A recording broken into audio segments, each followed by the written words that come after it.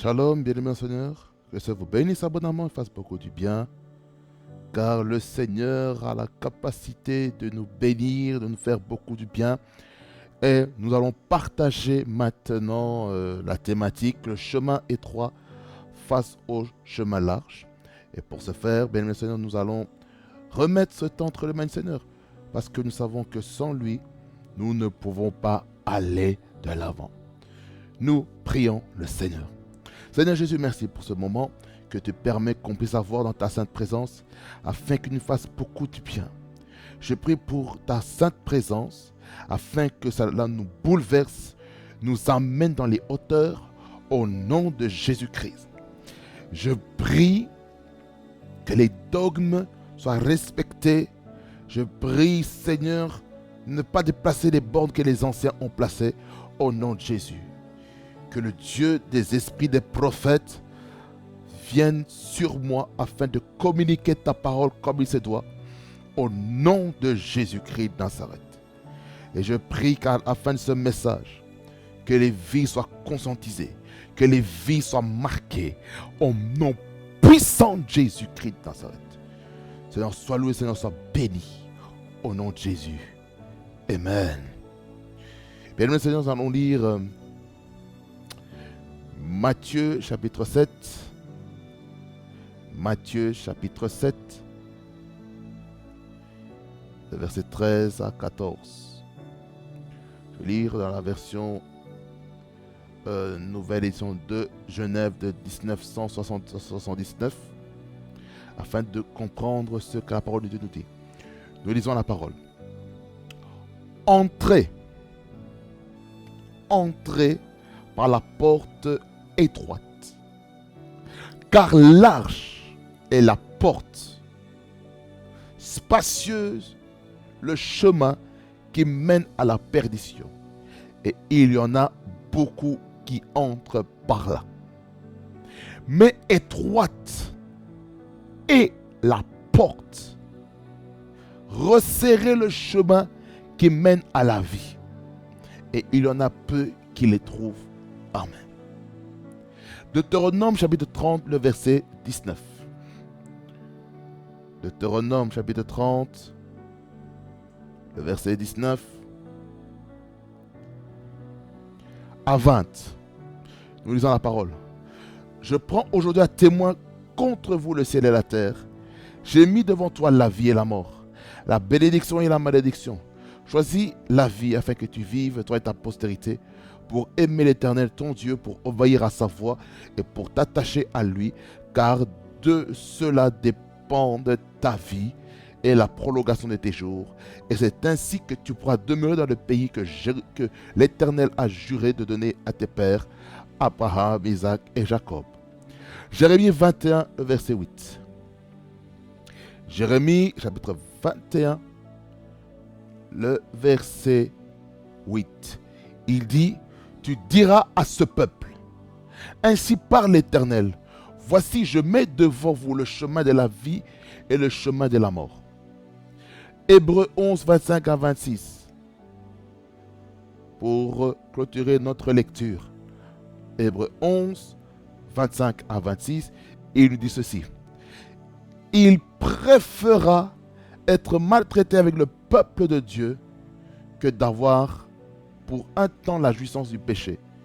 Il regarda l'opprobre de Christ comme une richesse plus grande que les trésors de l'Égypte, car il avait les yeux fixés sur la rémunération. Seigneur, sanctifie et purifie ta parole. Que cette parole soit bénie et qu'elle nous fasse du bien et qu'elle amène en nous la croissance spirituelle au nom de Jésus. Amen. Bien-aimés dans le Seigneur, comme vous savez, le thème, ça s'intitule « Le chemin étroit face au chemin large ».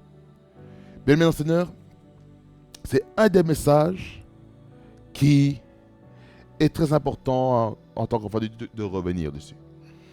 Bien-aimés dans le Seigneur, le chemin étroit, c'est un des chemins les plus difficiles à aller. Parce que naturellement, bien-aimés dans le Seigneur, lorsque nous naissons, nous naissons sur le chemin large, le chemin du péché, le chemin de la corruption, le chemin de la perdition. Pourquoi? Parce que nous naissons avec la nature pécheresse. Et ça que vous allez voir que lorsque un enfant commence à grandir, lorsqu'il a été conçu dans le sein maternel, lorsqu'il atteint entre 1 an et 2 ans, vous allez remarquer qu'il y a déjà des signes de rébellion, des signes de désobéissance. C'est pour vous dire que la vieille nature est dans la vie de l'enfant. À cause de qui? D'Adam et Ève, qui nous ont amené les calamités que nous avons à l'heure actuelle. Pourquoi? Parce que il y a cette vie pécheresse qui a été semée dans Genèse chapitre 3. Et c'est dans Genèse chapitre 3 qu'il y a eu la perte de la royauté, la perte de la domination, la perte du mandat de la domination pour la terre des vivants. Et c'est la raison pour laquelle j'aimerais vous dire ceci. En tant qu'enfants de Dieu, nous n'avons pas le droit de perdre notre royauté, perdre notre domination. Et lorsqu'on perd la domination, c'est parce que nous avons ouvert des portes. Vous savez, lorsque nous péchons volontairement, nous ouvrons des portes au diable. Nous ouvrons des portes à l'ennemi afin de venir nous attaquer. Et lorsque nous sommes nés de nouveau et que nous péchons, en fait, nous sommes en train de ramener les réalités qui nous ont combattus pendant longtemps à revenir. Pourquoi? Parce que nous sommes dans le chemin large.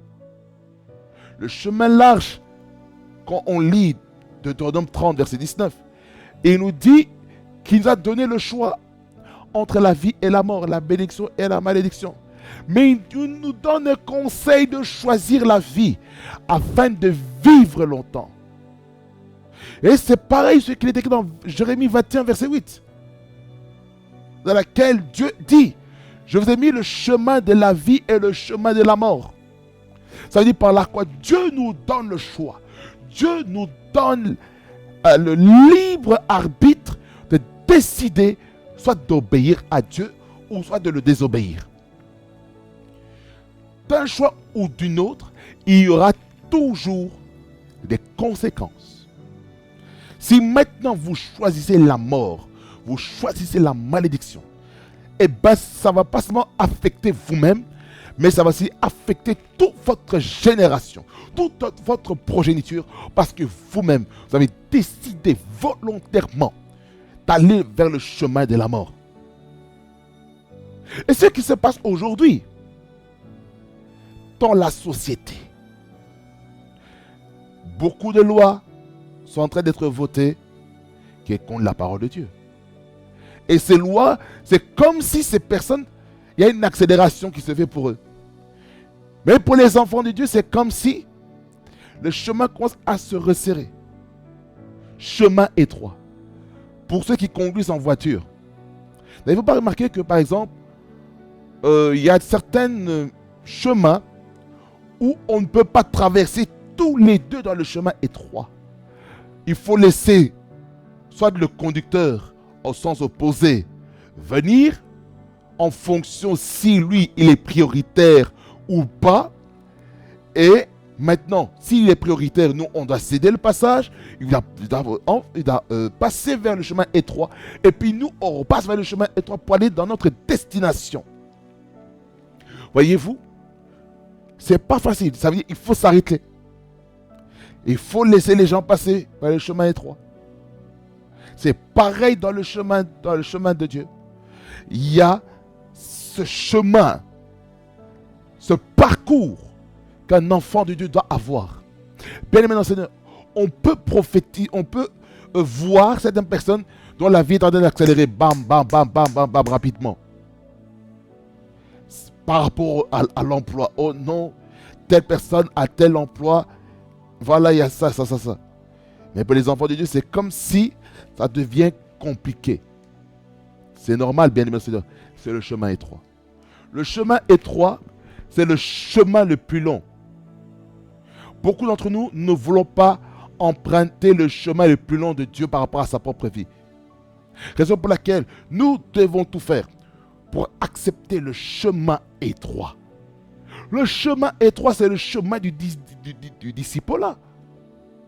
C'est le chemin du mentorat. C'est le chemin de la discipline. C'est le chemin de l'obéissance. C'est le chemin du sacrifice. C'est le chemin de la vie de prière.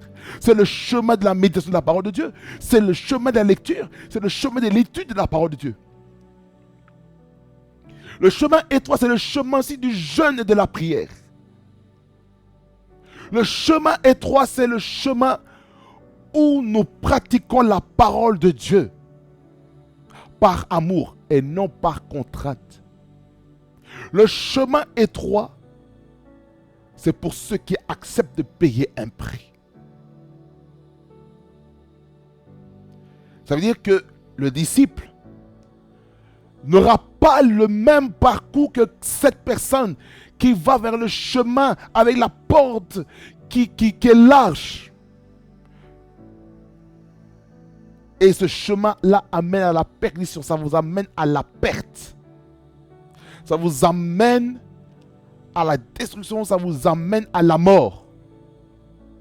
Et c'est là où est-ce que plusieurs personnes vont en ce moment vers le chemin de la mort, au lieu d'aller dans le chemin de la vie. Dieu veut qu'on puisse aller vers le chemin de la vie plutôt que le chemin de la mort. Le chemin de la mort nous conduit vraiment à regretter nos mauvaises décisions. Le chemin de la mort nous amène vraiment à regretter certaines décisions qui ont été faites sous un coup hâtif. Le chemin de la mort, c'est aussi la mort spirituelle. Quelqu'un qui maintenant, à cause des circonstances, a abandonné la foi. À cause des réalités qu'il y a dans sa marche personnelle. C'est la raison pour laquelle, en tant qu'enfant de Dieu, nous avons pour responsabilité de comprendre que le chemin étroit, c'est la meilleure option. Et pour cela, il faut payer un prix pour le chemin étroit. Le chemin étroit. C'est ça que j'aimerais encourager quelqu'un à entrer vers le chemin étroit. Le chemin étroit, c'est un chemin qui est compliqué. C'est un chemin qui ne vous laissera pas insensible. C'est pourquoi nous devons tout faire en ce temps de la fin, surtout nous les enfants de Dieu, les chrétiens, le corps de Christ, à être dans le chemin étroit. Le chemin de la correction, c'est le chemin étroit. Le chemin de la vie éternelle se fait par la correction. Mais le chemin large, c'est le chemin où il y a l'indiscipline, la désobéissance, la nonchalance, la paresse. C'est dans le chemin étroit que se trouve le mensonge. C'est dans le chemin étroit qu'il y a beaucoup de mauvaises choses. Il y a des choses qui peuvent sembler être bonnes à nos yeux, mais en réalité, ce n'est pas bon à nos yeux. Est-ce que quelqu'un comprend ce que je suis en train de dire ici? C'est très important, ce que je suis en train de dire ici. C'est très important parce qu'il faut que l'Église comprenne que nous sommes dans un temps nouveau et que l'Église a besoin d'être affermie. L'Église a besoin des ressources surnaturelles pour comprendre que nous sommes dans un temps nouveau, dans un temps où Dieu veut que l'Église comprenne que nous devons aller de l'avant. Il ne faut pas que l'Église puisse rester dans le chemin large. Vous savez, le chemin de la perdition aussi se fait aussi par des mauvaises pratiques qu'il y a dans les églises. Des mauvaises pratiques, des fausses doctrines, des fausses prophéties. Toutes ces choses, tout ce qui est faux, vous savez, ça amène quelque chose de négatif. ça amène des calamités, des désastres. Vous savez, le chemin large, c'est aussi le manque de formation. Le manque de formation va faire aussi que on est sans repère. Vous savez, quand on a un père, on a un repère. Et si on n'a pas de père, on n'a pas de repère. Ça veut dire par là quoi? Pour aller vers la vie éternelle, le chemin qui mène à la vie éternelle, nous devons avoir un repère. Et notre repère, pour entrer dans le chemin étroit de la vie éternelle, c'est par Jésus-Christ. C'est Jésus-Christ qui nous permet d'entrer vers ce chemin. C'est Jésus-Christ qui nous permet, au travers de la nouvelle naissance, d'entrer vers ce chemin. Même s'il y a des difficultés, même s'il y a des choses compliquées, j'aimerais vous dire ceci. Le chemin chrétien, écoutez, le chemin du christianisme en général, ce n'est pas facile. Ce n'est pas facile si vous restez dans la vieille nature. Mais si vous embrassez la nouvelle nature, la nature christique, la nature christocentrique en vous, j'aimerais vous dire que vous allez aller de gloire en gloire et de victoire en victoire. J'aimerais dire ceci à quelqu'un. Peu importe ce qui peut se passer, je crois du fond du cœur que le Seigneur a quelque chose de fort pour vous. Le Seigneur a la capacité de vous amener vers le chemin de la destinée. La destinée, il y a des parcours, il y a des étapes. Mais les étapes, il y a certaines étapes qui sont faciles, il y a d'autres qui sont difficiles. C'est le chemin étroit. Le chemin étroit. Rapos kalabasheka. Le chemin étroit, c'est un des chemins. C'est un des chemins que nous devons embrasser avec fierté, avec vraiment dévotion et passion. Le chemin étroit et non le chemin large. C'est pourquoi j'aimerais dire ceci à quelqu'un. Faites aussi attention à vos relations. Veillez à vos relations. Parce qu'il y a certaines relations. Lorsque vous êtes dans ces relations-là, ça peut vous amener vers le chemin de la porte large qui va vous amener à la perdition, qui va amener à la mort spirituelle. Faites attention. Allez vers le chemin étroit, le chemin dans lequel le Seigneur veut vous amener quelque part. Je sens l'onction de Dieu. Riprestagabakosta, riposanalaprestege, ripostatumakaboska. J'aimerais dire ceci à quelqu'un, bien aimé dans le Seigneur. Le roi de gloire veut faire quelque chose de fort. Et pour cela, l'Église doit comprendre sa mission. L'Église doit comprendre qu'il doit aller dans une autre dimension avec le Seigneur Jésus. Et pour ce faire, ça passe vers le chemin étroit. Le chemin étroit. Le chemin étroit. Le chemin étroit. Vous avez peut-être remarqué, vous avez accepté Jésus-Christ comme Seigneur et Sauveur. Vous avez remarqué que avant d'accepter Jésus-Christ comme Seigneur et Sauveur, tout était facile. Tout était rapide. Vous postulez vers un emploi, l'employeur vous prend comme ça, rapidos. Ou vous avez peut-être une relation amoureuse, ça marche du premier coup. Mais depuis que vous êtes devenu chrétien, c'est comme si les choses sont devenues compliquées. C'est comme si vous êtes en train de ralentir par rapport à celui qui est en train d'aller vers le chemin large, le chemin de la perdition. Vous vous dites, mais Seigneur, c'est pas possible. Mais pourquoi telle personne est en train d'accélérer ? Il réussit, il prospère dans le mal. Et moi qui suis qui suis le chemin de la justice, et moi je suis en train de souffrir, Seigneur. Mais pourquoi, Seigneur? Qu'est-ce qui se passe? Paramascopa. Beaucoup de personnes sont en train de se poser la question. Seigneur, mais qu'est-ce qui se passe avec moi? Qu'est-ce qui se passe par rapport à mon devenir? Qu'est-ce qui se passe par rapport à mon ministère? Qu'est-ce qui se passe par rapport à l'appel que toi, Seigneur, tu as placé dans ma vie? Qu'est-ce qui se passe?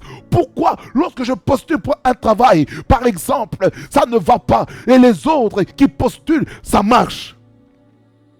Kalabasata.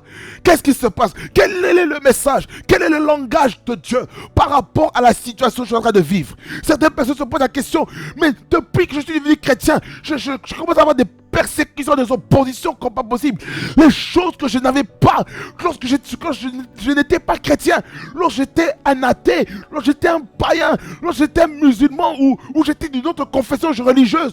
Mais depuis que je suis venu dans le christianisme, mais ma vie commence à avoir des problèmes même des secousses par-ci par-là. C'est comme si je sens comme si on est en train de me casser, de me broyer. C'est ça. Écoutez-moi bien. Le chemin large se trouve le brisement. C'est normal. C'est normal. Rabos katabas kataba katoska.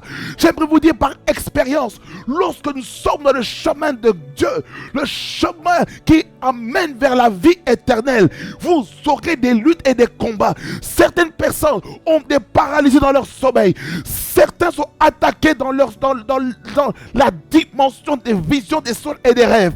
Certains sont attaqués par la sorcellerie, la magie, l'occultisme. Certains ont des attaques dans leur santé. Certains ont des attaques dans leur lieu de travail. Certains ont des attaques même dans l'église locale là où ils sont. Certains ont des attaques raposca dans la société. Certains ont des attaques virulentes par rapport à leur foi. Parce que certains évangilisent la parole. Ils disent des choses fortes, des vérités bibliques qui ne sont pas reçues à la labascata, à toutes les personnes qui vont vers le chemin large. Pourquoi? Parce que le chemin large, ça aveugle. Donc 2 Corinthiens 4, verset 3 et 4. Il nous parle de ce qui se passe lorsqu'on prêche l'évangile et que le Dieu de ce siècle, qui est que le diable, qui voit l'intelligence, afin qu'on ne puisse pas comprendre l'évangile, il va tout faire pour détruire ce que Dieu est en train de dire à l'église. Lorsque Jésus-Christ est dans notre barque, lorsque Jésus-Christ est dans notre bateau, peu importe les luttes et les combats qu'on peut faire face maintenant, j'aimerais dire à quelqu'un que rien ne va vous arrêter pour aller de l'avant. La prokotomanamasca brekescanabaskata. J'aimerais dire ça à quelqu'un. Chaka presteke pristeki malun takaboska. Que les choses nouvelles doivent commencer. Les choses nouvelles doivent commencer. Il y a une autre dimension que le Seigneur veut vous faire passer vers le chemin là, le chemin étroit. Lorsque le Dieu vous fait passer vers le chemin étroit, il y a quelque chose de fort que Dieu fait. Voilà pourquoi j'aimerais dire ça à quelqu'un. Ne baissez pas les bras. Ne baissez pas les bras dans le chemin du Shalarabascata, dans le chemin étroit. N'abandonnez pas, même si la famille essaye de vous décourager du chemin étroit. Ne baissez pas les bras. Ne permettez pas ces paroles d'entrer dans votre cœur. Ne permettez pas ces paroles de mûrir, de porter ces fruits qui essaient de détruire votre foi, qui essaient de détruire votre destinée, qui essaient de détruire votre devenir. J'aimerais dire ça à quelqu'un. Ne perdez pas la foi. Ne perdez pas la foi. Continuez à avancer. Même si au travail, on vous critique, on vous juge par rapport à votre foi. Même si à l'école, à l'université, à la haute école, au lycée, au collège, à Rabaskata, on vous critique par rapport à votre foi. J'aimerais vous dire ceci. Même si vous avez des attaques dans vos études et que vous essayez d'avancer année après année, des luttes et des combats, il y a échec sur échec, échec sur échec, échec sur échec, échec sur échec. Vous n'arrivez pas à avancer parce que vous n'avez jamais réussi à passer au-dessus de la première année, au-dessus de première bac ou de bloc 1, parce qu'il y a des luttes et des combats par rapport à vous, parce que vous avez une grande mission que le Seigneur est en train de vous donner. La réponse katarabasketa yabasko, la sokabai. Il y a quelque chose de fort que Dieu veut faire avec vous, bien-aimés. Il y a l'onction de Dieu. Ici, il y a l'onction. Aïe, aïe, aïe, aïe, aïe, aïe, aïe, aïe, aïe, aïe, aïe, aïe, aïe, aïe. Écoutez-moi, écoutez-moi, écoutez-moi. Il y a quelque chose de fort qui est en train de se passer. Moi, je crois du fond du cœur que le Seigneur a la capacité de changer quelque chose en vous. Je crois du fond du cœur que le Seigneur va shifter quelque chose. Il va vous transformer. Il va vous justifier. Il va vous amener très haut. Il va vous amener dans la grandeur. Mais pour passer dans la grandeur, il faut passer par l'humilité. Il faut passer au niveau élémentaire. Il faut accepter d'aller en bas. Même si dans la vie d'avant, tu avais un autre qui était tellement grand. Mais j'aimerais te dire ceci. Accepte qu'on marche sur toi. Accepte qu'on brise ta personnalité. Accepte accepte le brisement. Accepte le brisement pour que le Seigneur puisse t'amener très haut. Accepte le brisement. Je sens l'onction de Dieu. C'est pour cela, bien Seigneur, il y a des choses parfois on fait Karabaska presté dans nos vies qui parfois qui peuvent sembler pas marcher devant nos yeux. Ce n'est qu'un langage de Dieu. Même si, écoutez-moi bien, vous recevez de mauvaises nouvelles par rapport à des recherches d'emploi, j'aimerais vous dire, ne vous découragez pas. Ne laissez pas les réalités du présent et détruire les paroles prophétiques qui ont été prononcées pour vous pour le futur. Ramos Kanamaskata. Même si on a prophétisé sur vous quelque chose de grand dans votre vie, même si vous ne voyez pas aujourd'hui, même si vous ne voyez pas demain, ce n'est pas grave. Même si ça, attendez encore une semaine. Même si ça t'attend pendant une semaine, c'est pas grave. Attendez encore un mois. Si un mois est passé, il n'y a pas de résultat, c'est pas grave. J'attendrai encore 2 mois. Rapos Katayabaskata. Mais si 2 mois, mais s'il n'y a rien encore dans 2 mois, dans 3 mois, je vais encore persévérer. Parce que, j'aimerais vous dire, c'est une loi de la persévérance. Le chemin étroit, c'est le chemin de la persévérance, c'est le chemin de la résistance aux défis, aux épreuves, aux oppositions. C'est le chemin que le Seigneur veut pour nous. Voilà pourquoi j'aimerais dire ça à quelqu'un: ne vous démoralisez pas. Ne vous laissez pas abattre par les circonstances de la vie. Ne vous laissez pas abattre parce qu'une autre personne est en train de réussir avec 6 000 euros ou 8 000 euros brut ou net par mois et pas Karabaska Prestege. Mais toi, tu es en train d'arriver à un salaire peut-être de 2 000 euros ou de 2 100, mais dont tes charges sont peut-être à 3 000 euros. Mais ne te décourage pas, mon frère, mais ma soeur. J'aimerais te dire ceci: il y a quelque chose de nouveau qui est en train d'arriver pour ta vie, et je crois du fond du cœur que le roi de gloire va bouleverser ton existence, va bouleverser ta vie, va bouleverser tes calculs, va bouleverser tes plans, va bouleverser tes projets, parce que Dieu connaît tes projets, Dieu connaît ce qu'il y a dans ton cœur pour avancer pour ce royaume. Il sait ce que tu as en cœur, il connaît tes projets, mais pour cela Dieu a besoin que tu le fasses confiance. Dieu a besoin que tu fasses confiance. Dieu a besoin que tu fasses confiance. Ne te confie pas à toi-même, mais confie-toi à Dieu. Rabaskanta Yabaskanta. Dans 2 Chroniques 20, il nous dit: confiez-vous en l'Éternel et vous serez affermis. Croyez en ces prophètes et vous réussirez.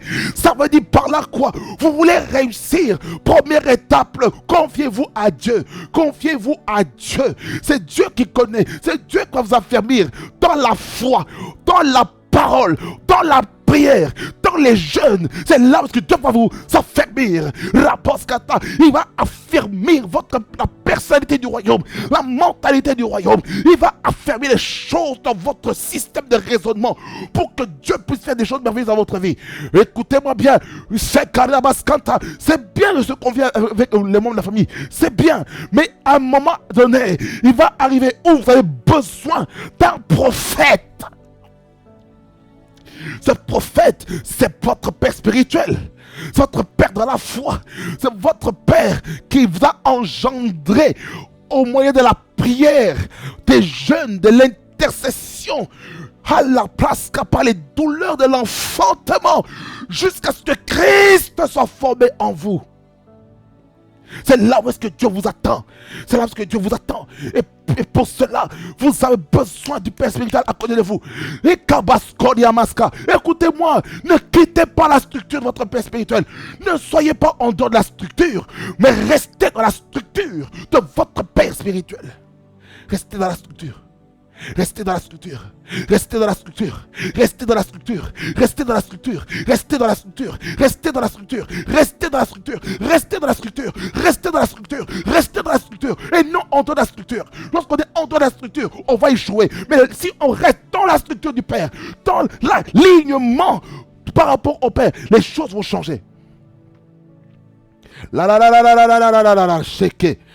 y a quelque chose de bien, Seigneur. Vous devez savoir que lorsque la main de Dieu vient et touche quelqu'un, il visite quelqu'un, votre vie ne peut pas rester le même. Quelqu'un dit Amen. Quelqu'un dit Amen.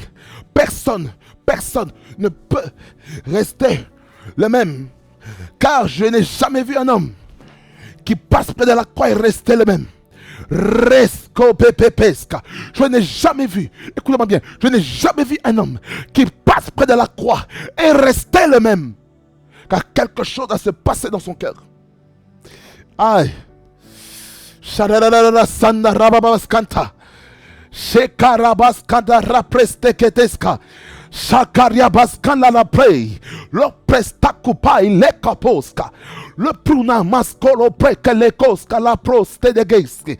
Il y a quelque chose qui doit se passer. Il y a quelque chose que Dieu doit opérer pour que vous puissiez embrasser le chemin étroit. La crostapo sapre. Kuma la prostaka maleko. Ovanvun de prestegedeska pako koskadabai. E kapuna krasto meleke prestegeste. Creste kapoka pakaskopai. Cresto mara krasta kapaketa. Le crosto peke staka la krasto. La krasto beregeske de brei. Rasto pe kapoko koska. Rapoko koska la proko koska. Rapoko koska kaboko koska. La proko koska karaboko koska bababa. Le chemin étroit. Le chemin étroit. Ça vient aussi par des luttes et des combats, mes bien-aimés. Le chemin étroit. Le chemin étroit.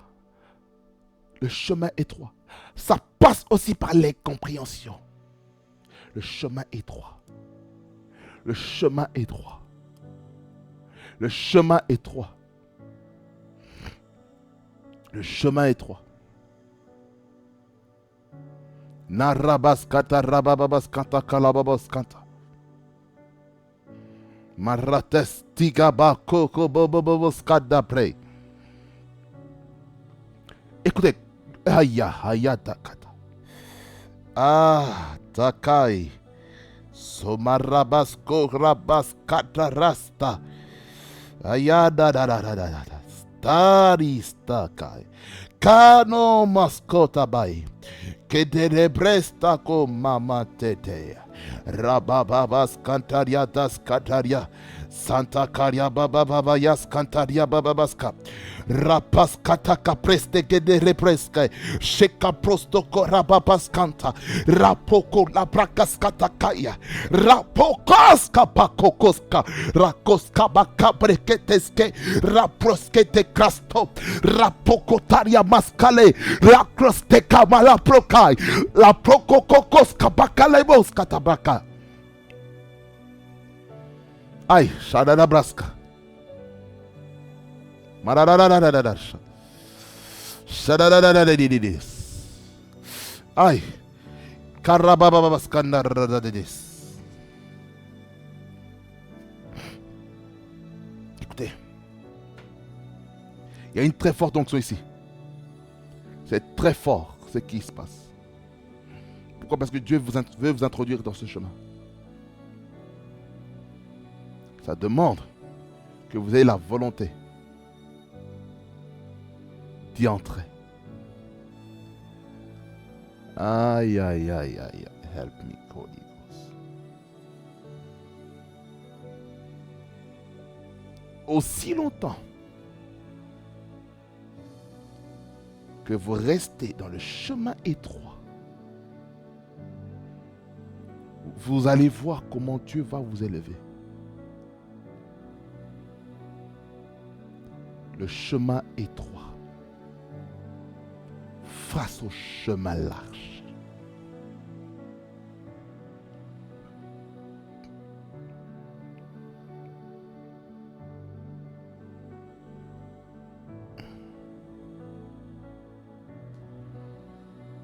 Écoutez, Abraham, vous pensez qu'il est passé par le chemin large ou le chemin étroit? Les autres qui n'avaient pas Dieu en eux avaient des enfants facilement. Mais Abraham a eu son premier enfant à l'âge de 100 ans. Avec sa femme Sarah. Sarah qui avait 90 ans.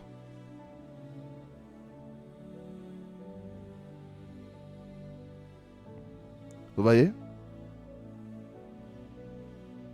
Écoutez, je sens l'onction de Dieu très fort.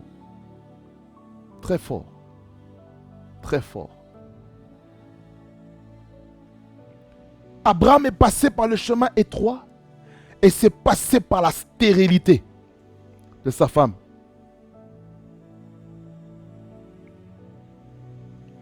Mais Abraham a voulu passer par le chemin large pour avoir un enfant avec Agar, afin qu'elle enfante Ismaël.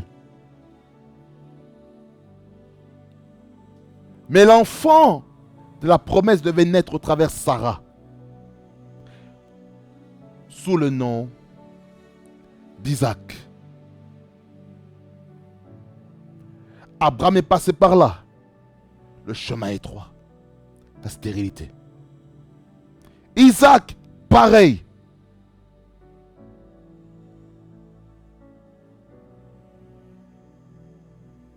Avec sa femme Rebecca. Pareil, stérilité. Chemin étroit. Chemin étroit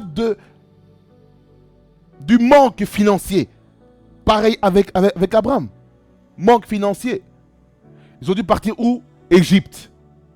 Ça, c'était la puissance économique de ce temps-là. L'Égypte. Les vivres. Le bétail. Les animaux. Qui peuvent servir d'offrande, de sacrifice pour le culte.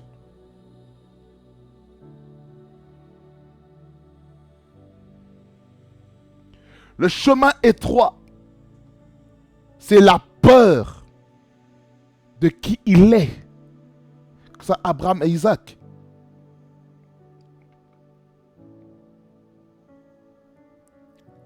Jacob. Chemin étroit aussi. Par quel moyen? Par l'affrontement avec l'ange. Dans toute la nuit. Et sa hanche a été démise. Et Jacob, son nom a été changé en Israël, vainqueur de Dieu.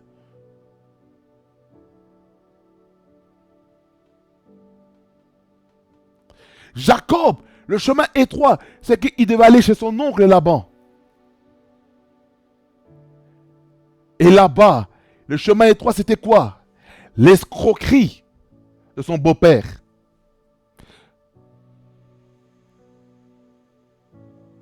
Parce que Jacob aimait Rachel. Mais son beau-père l'a entourloupé en mariant premièrement Léa. Mais Jacob aimait Rachel plutôt que Léa. Voyez-vous? Et Rachel et Léa avec chacune une servante. Donc, avec Léa, les deux servantes, les enfants s'adnaient comme de l'eau. Mais Rachel stérile. Comment vous expliquez ça? Le chemin étroit. Joseph, chemin étroit. Il a eu le songe qu'il serait roi, qu'il allait aller dans le gouvernement, qu'il aurait la royauté et la domination sur sa famille. Il aurait eu l'autorité supérieure sur sa famille. Le chemin étroit, c'est quoi? La trahison de sa famille. Il a été vendu comme esclave. Chemin étroit. Il est allé dans la maison de Potiphar pour servir avec de nouveaux vêtements, une nouvelle identité. La femme de Potiphar est là. Là maintenant, c'est quoi encore ce chemin étroit? C'est la préservation de la crainte de Dieu. Parce que la femme de Potiphar a voulu pousser Joseph à l'écobo, à l'impudicité. Non seulement ça, adultère même. C'est quoi encore l'autre chemin? Le mensonge, faux témoignage, emprisonnement. Et à la prison, c'était quoi? Le travail qui peut sembler être non gratifiant. Et il est devenu le chef. Il a joué le rôle de chef de la prison. C'était quoi encore le chemin étroit? C'est l'oubli. Le fait d'être renié, le fait d'être méprisé, le fait d'être négligé. Donc, Joseph était dans les oubliettes. Jusqu'à ce que le roi Pharaon a eu 2 songes qui signifiaient la même chose. Cette année d'abondance, cette année de crise. Et puis Joseph, il dit, dans cette année d'abondance, il faut quoi? Il faut épargner 20% des récoltes dans tout le pays. Afin de pallier avec ses réserves pendant les 7 années de crise. Crise financière, crise boursière, crise économique, crise professionnelle, crise agricole, tout ce qu'il faut pour essayer de pallier à tout ça. C'est ça le chemin étroit. Le chemin étroit, c'est aussi la douleur de la trahison lorsque Joseph était devenu le premier ministre de l'Égypte. Lorsqu'il a vu ses frères. Et au point où il a pris en otage son petit frère Benjamin. Et les autres sont partis pour qu'on puisse aller chercher son père. Jacob. Israël. Pour aller en Égypte. Non seulement lui, mais tout le peuple d'Israël s'est établi en Égypte. Et le peuple d'Israël aussi est passé par le chemin étroit en Égypte. Par la souffrance que les Égyptiens ont fait subir au peuple d'Israël. Moïse est passé par le chemin étroit. Et il a essayé de faire justice pour son royaume en tuant l'Égyptien. Mais le peuple d'Israël, ses frères d'Israël ont vu ce qu'il a fait. Et puis il a fui. Ça veut dire qu'il devait maintenant aller quelque part d'autre.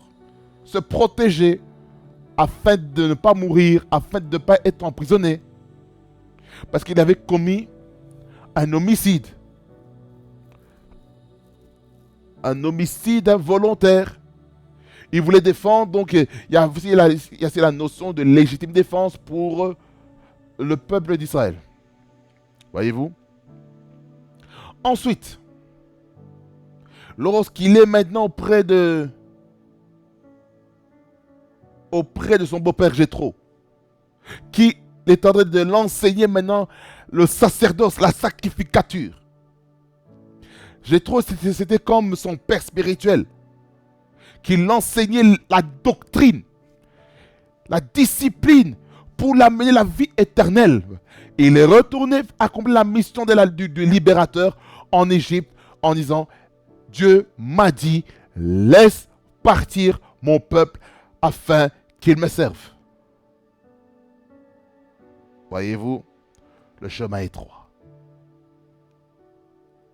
C'était pas facile. Il a fallu attendre que les 10 plaies soient passées pour que le peuple d'Israël soit libre.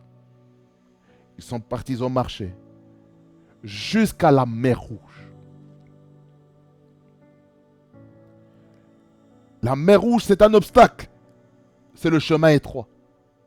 En sachant que derrière eux, il y a la foule, il y a l'armée égyptienne qui les poursuit. Mais Moïse dit, gardez silence. Il dit ceci que les Égyptiens que vous voyez aujourd'hui, vous ne les verrez plus. Donc, Moïse fait un signe et de prodige pour que l'eau se sépare en deux sous forme de mur et au milieu, la terre est sec. Maintenant, tout le monde est passé là pour aller de l'autre côté, pour aller dans le pays de Canaan où coule le lait et le miel. C'était ça la destination. Mais il y a eu des étapes. Hein. Écoutez, le peuple israélien est passé dans la mer Rouge.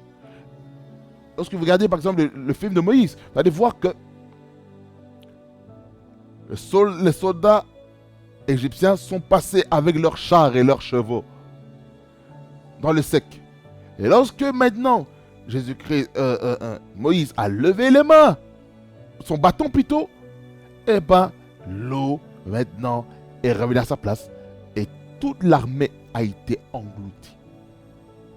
Au point où jusqu'à l'heure actuelle, on peut encore voir des chars dans la mer Rouge. On peut voir encore des ossements de l'armée égyptienne dans la mer Rouge. Pourquoi? Le chemin étroit. Le peuple d'Israël a passé aussi le chemin étroit dans le désert. C'était le discipolat. Mais beaucoup n'ont pas compris qu'ils étaient en train de passer le moment du discipolat. Lorsque vous lisez maintenant dans la partie de Nombre, chapitre 13, comment il y avait les 12 espions disent, ils avaient un mauvais rapport et 2 avaient un bon rapport. Josué et Caleb, ils ont eu une autre mentalité. La pensée du chemin étroit. Mais les 10 autres ont eu la pensée du chemin large qui amène vers la perdition, qui amène vers la mort. Eux, ils ont été éliminés. Mais Josué et Caleb n'ont pas été éliminés parce que eux, ils ont entré par le chemin étroit. Le chemin le plus compliqué, l'obéissance, la foi, l'espérance. Pensée positive dans le chemin étroit. Vous voyez, David, pareil, chemin étroit. Méprisé par sa famille, prenant soin des brebis. Donc, en prenant soin des brebis, il a appris l'aspect pastoral. La pastorale est en lui.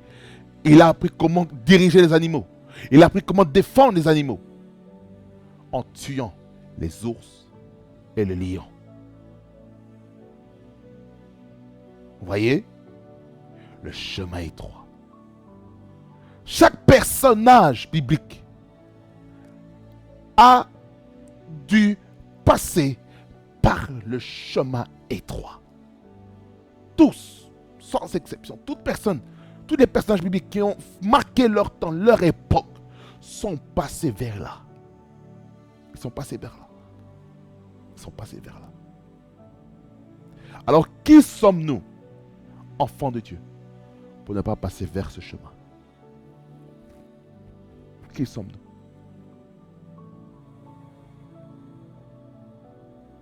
Le chemin étroit. Le chemin étroit. Et lorsqu'on passe le chemin étroit, il y a une récompense, il y a une victoire que Dieu nous accorde. Jésus-Christ, il est passé par le chemin étroit.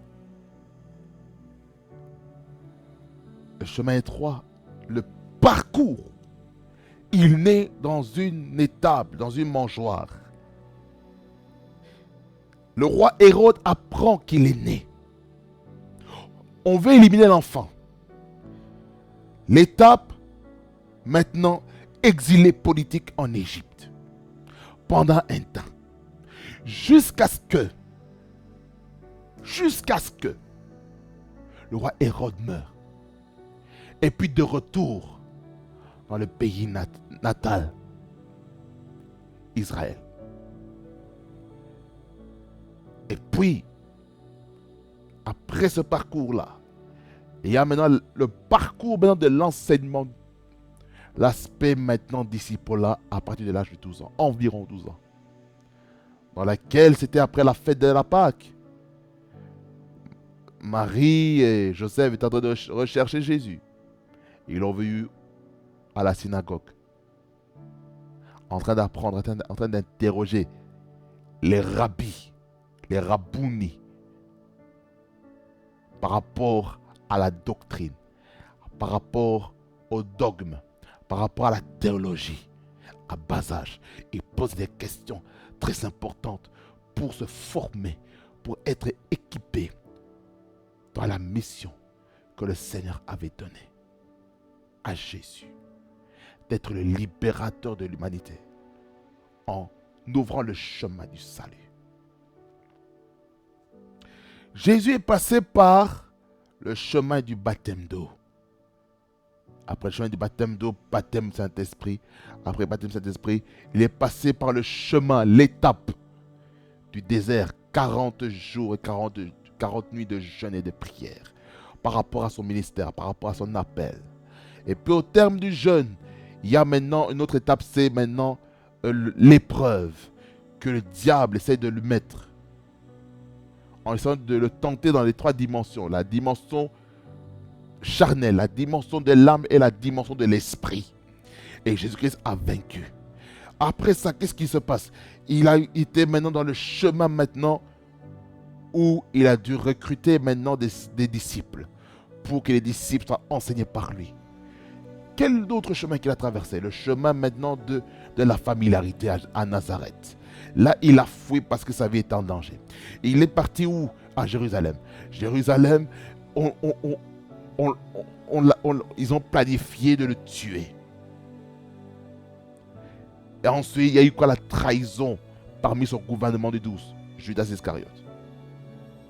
Le chemin étroit est suivi de plusieurs réalités. Alors, bien aimé sonneur, Jésus a terminé son parcours de la vie éternelle par la crucifixion de la croix, la résurrection et l'ascension qui symbolise l'enlèvement. Et c'est là où Jésus-Christ a été enlevé pour être assis à la droite de Dieu le Père, faisant intercession pour nous jour et nuit, en notre faveur. Donc ça veut dire ceci, bien aimé Seigneur. Le chemin étroit, c'est le meilleur chemin. Ça peut être douloureux au début, mais au final, nous avons la réponse. Amen. Que le Seigneur vous bénisse abondamment, fasse beaucoup du bien, et que le Seigneur vous aide à continuer dans le chemin étroit, certes rempli des défis et des challenges, mais la victoire, la récompense, même les récompenses qui en découlent sera merveilleux et glorieux. Seigneur, merci pour ta parole, qui est la vérité. Tu as béni quelqu'un, tu as bouleversé la vie de quelqu'un, et tu as même bouleversé même le prédicateur. Je prie que ce message reste ancré dans le cœur au nom de Jésus. Et je prie, Seigneur, que celui qui était dans le chemin de la porte qui conduit vers le chemin étroit, qui a mené vers la perdition, qui a mené vers la mort, qu'il puisse sortir de ce chemin-là et qu'il prenne le chemin étroit pour bénéficier de la vie éternelle. Je le déclare, je le décrète dans la vie de quelqu'un maintenant au nom de Jésus. Que personne ne reste le même. Que chacun embrasse ce chemin étroit. Même si le chemin, le parcours que cette personne est en train de vivre peut sembler être long par rapport aux attentes des hommes, je prie que cette personne ne se décourage point au nom de Jésus-Christ. Louange, honneur et majesté te reviennent au nom de Jésus. Amen. Soyez bénis, bien-aimés Seigneur. On reste connecté avec des contenus édifiants, exhortants et qui amènent la consolation. Même si la parole peut aussi vous corriger pour notre bien, le Seigneur va nous faire beaucoup de bien. Amen. Que le Seigneur vous bénisse abondamment. Fasse beaucoup de bien. RFTV, le réseau de la gloire de Dieu. Soyez bénis en Jésus-Christ, notre Seigneur Jésus. Alléluia.